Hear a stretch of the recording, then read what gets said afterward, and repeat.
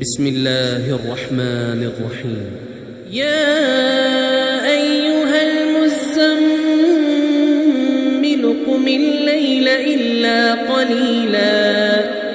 نصفه أو انقص منه قليلا أو زد عليه ورتل القرآن ترتيلا إنا سنلقي عليك قولا ثقيلا إن ناشئة الليل هي أشد وطئا وأقوم قيلا إن لك في النهار سبحا طويلا واذكر اسم ربك وتبتل إليه تبتيلا رب المشرق والمغرب لا إله إلا هو فاتخذه وكيلا واصبر على ما يقولون واهجرهم هجرا جميلا وذرني والمكذبين أولي النعمة ومهلهم قليلا إن لدينا أنكالا وجحيما وطعاما ذا غصة وعذابا أليما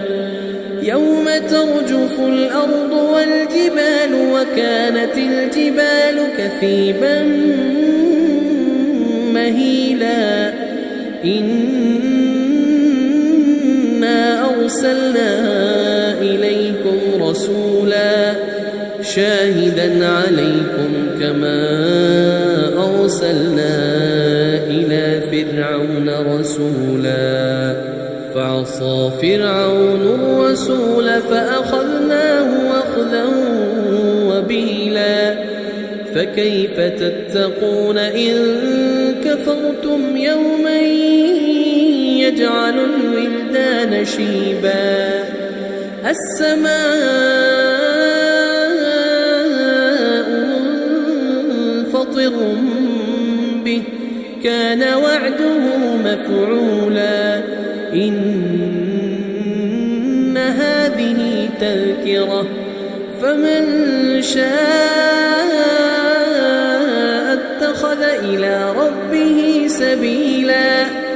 إن ربك يعلم أنك تقوم أدنى من ثلثي الليل ونصفه وثلثه وطائفة من الذين معك والله يقدر الليل والنهار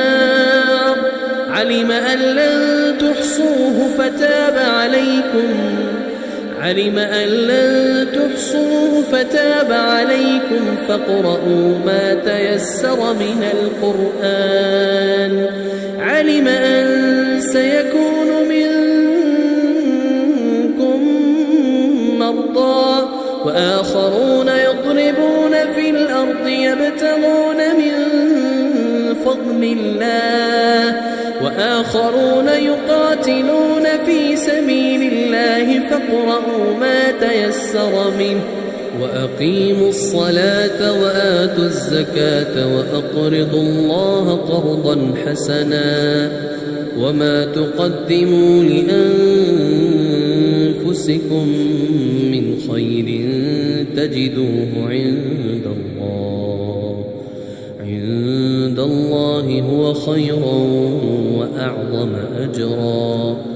واستغفروا الله